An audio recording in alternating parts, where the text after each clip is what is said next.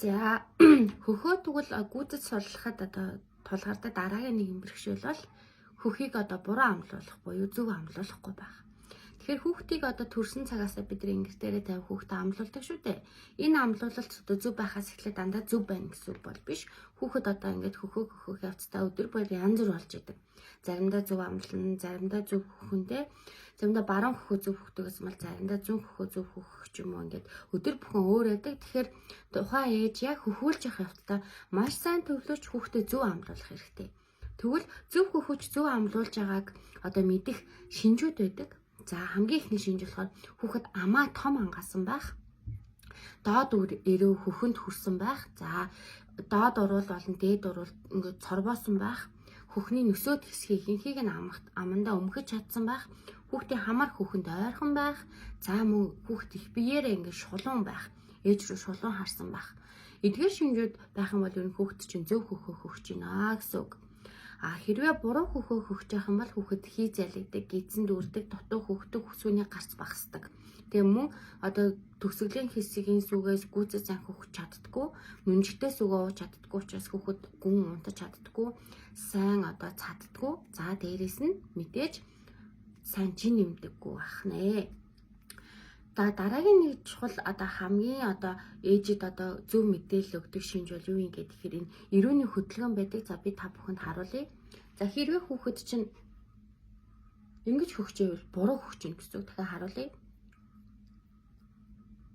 Харин дараагийн одоо эрүүний хөдөлгөөн байвал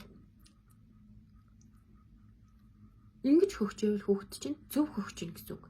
Энэ эрүүний булчин бол маш сайн байдаг хүүхдэд хөхтөн зориулаад тийм учраас энэ эрүүний энэ хөдөлгөөн хүүхдэд бас хөхөнд массаж өгч идэг. Зангираатай ээж явах юм бол эрүү ингэж сайн хөдөлж чадсанараа ээжийн хөхийг давхар массажлж идэг учраас хөхний булчирхаанууд маш сайн суларч өгдөг. За тэгээд мөн төгсгөлийн хэсгийн сүнүүд маш сайн гардаг гэсэн үг. Тэгвэл хүүхдийг ямар байрлалд хөхүүлвэл илүү сайн хөхдөг вэ гэвэл за энэ бамбуушин дээр харуулсан нь бол өнөөдөр миний хүүхэд болно. За бид бүхэн ингэж хөхүүлдэг те. Ингээд за зөв хөхөө хөхүүлж байна. Энэ гараараа барьдаг. За энэ гараараа барьдаг учраас бидний энэ хэсгийн сүний булчирхаанууд аягүй сайн суларч чаддаг. Хамгийн их зангирал үүсдэг, гойрдоо үүсдэг хэсгүүд бол хөхний гадна талын хэсэг болон доод хэсэг байдаг. Тэгэхээр бид нар ингэж хөхүүлж болно. Давхар хажуугаар нь яаж хөхүүлвэл илүү сайн хүүхдэд зөв хамгаалах тусалдаг вэ гэхээр хүүхдийн толгойг ингэ бэхлээ барьчих хэрэгтэй. Энэ хөхөө гадна гараараа ингэ барьчих хэрэгтэй. За тэгээ хөхүүлэхдээ одоо хүүхэд хөхөө хөхөж байгаа тийм үү? Хөхөө доод ирүүнд нь ойртуулахад хүүхэд амаа ангаадаг. Том амаа ангаахыг энэ хүлээн.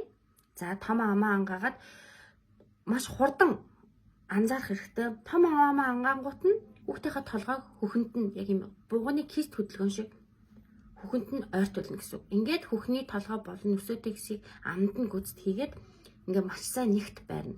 Нэгт байхаар хоёрдугаарт хүүхэд агаар сордоггүй, гуравдугаарт ээжийн хөхн доод эрүүг бас ингэж тулж өгдөг учраас өөрнийгс эргүүцч хүүхэд илүү сайн эрүүгээрээ хөдөлж хөхдөг гэсэн. Энэ нь бас хөхөнд массаж болно. Дээрээс нь хүүхдийн эрүүнд гүйцэд сайн сороход нь туслана. Харсан те? За хүүхдээ ингээд биеэр сайхан тэрвэрлээ.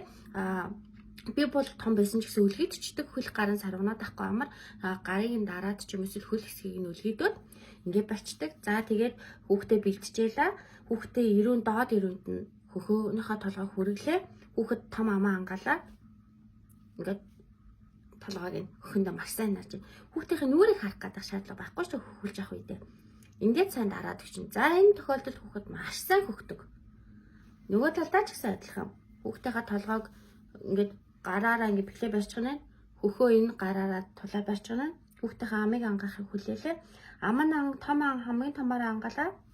Толгойг ингэ наачна гэсэн үг. За ингэж хөхүүлж болно. За үндсэн ингэж хөхүүлж явахдаа ч гэсэн энэ гарн дээр хөдлөж толгоогоо тавьдаг те. Энэ үедээ болохоор энэ нугалсан энэ тохооны хэсгээр хүүхдийн нүрийг хөхөндөө нягт наагаад өгөх хэрэгтэй. Ээжүүд ихэнхдээ ингэ сул тавьчдаг. Тэгээ хүүхд нь ингэ дутуу хөхөөд идэг. Энэ бугуугаараа шахаад наагаад өгч гэсэн үг. Ингээд шахаж наахаар мөн хөхний гадна талын хамгийн их зангираа үүсдэг тэгээ гойрдох гээд энэ хэсэгт массаж сайн хүүхдийн рүү хийж өгөөд хүүхэд маш сайн хөхдөг. Ойлгосон дээ. Энэ үедээ ч гэсэн дугуйгаараа. За энэ талдаа ч гэсэн үнцэн ингэж хөхүүлдэг байж болно. Ингэж хөхүүлж байгаа ингэж мөөмө барьсан тохиолдолд энэ тохооныхаа нэгсгээрээ хүүхдээ шахаад өгөх хэрэгтэй гэсэн үг. За дараагийн нэг арга болохоор суган дагуураа оруулна. За суган дагуураа оруулж ингэж барьж байгаа тохиолдолд мөн яг адилхан хүүхдтэйгээ толгойг гараараа бэхлээ барьчин. Хөхөө ингэ барьчин. За ингээд хүүхд доод ирүүнд нь хүүхдтэйгээ хүүхнийхээ толгойг хүрэхэд хүүхэд рефлексээр амаа том ангаана. Энэ үед нь хүүхдийн толгойг бушуухан амнадаа ингээ хүргээд ингээ нэгтнээ байрлуулад хөхүүлчин гэсэн үг. Энэ бол хоёр дахь байрлал. За дараагийн нэг байрлал болохоор өвдгөн дээр суулгаж агаад жоохон том болцсон байвал өвдгөн дээр ингэж хоёр хөлөөр суулгаж агаад мөн адил толгойг ингэж доод урууланд нь буюу ерөө хэсэгт нь хөхнийхөө толгойг хүргээд ингээд маш хурдан. За энэ бол ингээ 3 дахь арга. За тэгээд 4 дахь байрлал нь үндсэн бидний мэддэг хөхөө хөхүүлэх. За 5 дахь нь болохоор юу юм гэхээр хэвтэж хөхүүлэх. Хэвтэж хөхүүлэх бас давуу талтай. Ээж хажуугаар харж хэвтэж хөхүүлж явах үед энэ гарын бугуу хэсгийг хөхний гадна хэсгийг шахаад өгдөг учраас энэ хэсгийн сүү бас ингээ зогсомшилж за ингэрч үл төгсгөл хэсэгтээ үлдэх эрсдэл багтаа байдаг. Тэгэхээр хүүхэд нь хэвтэгээр хөхөө сурсан тохиолдолд бас тэгээд хэвтэгээр хөхүүлж болно. За мөн одоо миний хөх маш их зангирдаг. 2 дахь төрөлтөн дээрээ ч гэсэн 3 дахь төрөлтөн дээрээ ч гэсэн миний хөх маш их зангирсан. Тэгээд хөхний зангирааг бол тайлж сурсан байгаа. Тэгэхээр дараагийнхаа бичлэг дээр хөхний зангираа, гордоо, зангирааны үед яаж массаж хийвэл зангираа тайлах талаар та бүхэндээ танилцуулах болно. За ингээд одоо хөхөө зөв амлуулад хөхөө 15-аас 30 минут гүйцэд хөхүүлээд хөхүүлж чадах юм бол биднэрт өөх шатах даврууд маань идэвхжих нь, окситоцин илүү сайн ялгарх нь, сав сайн агших нь, хэвлэлийн тойргийн хэмжээ маань буцаад хэвийн хэмжээндээ маш хурдан хүрэх нэ. Ингээд 2 дахь хичээлээсээ асуух зүйл байвал комент хэсэгт бичиж асуугаарай. Ингээд түр баяртай.